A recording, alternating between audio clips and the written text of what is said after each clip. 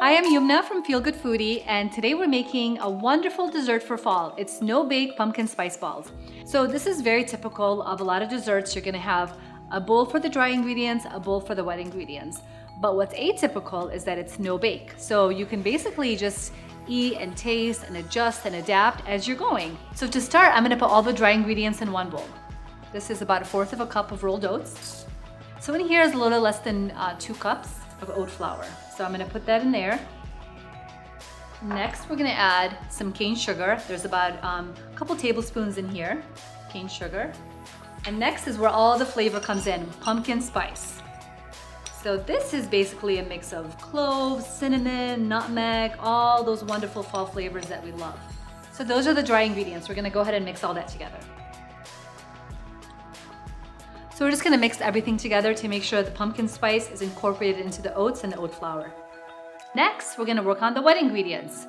So to start with the wet ingredients, I have 1/4 of a cup of peanut butter. And what I did was I microwaved this so that it's nice and liquidy, which makes it easier just to stir everything together.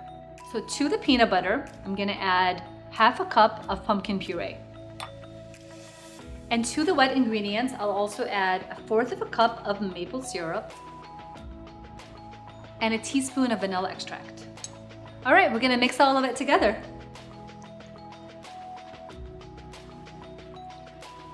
All right, so these are the wet ingredients. We're going to just transfer them into the dry ingredients to form the batter for the pumpkin spice balls.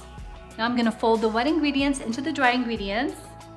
And this is the part where you can start tasting. You can start to see, is it too wet? Maybe add a little bit more oat flour. Is it too dry? Maybe add a little bit more maple syrup or more pumpkin puree. This is where the creativity comes in. Now I'm just gonna dig in and start using my hands. Make sure everything is very well incorporated together. Just does such a better job than just a spoon or spatula does.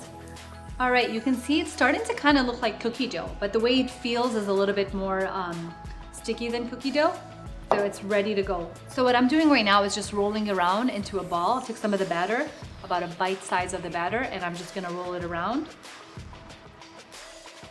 And I'll place that right over here. So next I'm gonna take another one and I'm just gonna repeat the process. We'll take a bite size of the batter, roll it around, and then place it on the mat. We'll just repeat the process until we're done with the batter. And in the end, if there's a little bit less than a ball, you can totally just go to town and eat it straight out of the bowl. All right, so we've made a mess, but the pumpkin spice balls are all done. And now what we're gonna do is roll them around in either crushed walnuts, coconut, or cacao nibs. And there you have it. There's the no-bake pumpkin spice balls. They're delicious, they're nutritious, and I think they're totally adorable.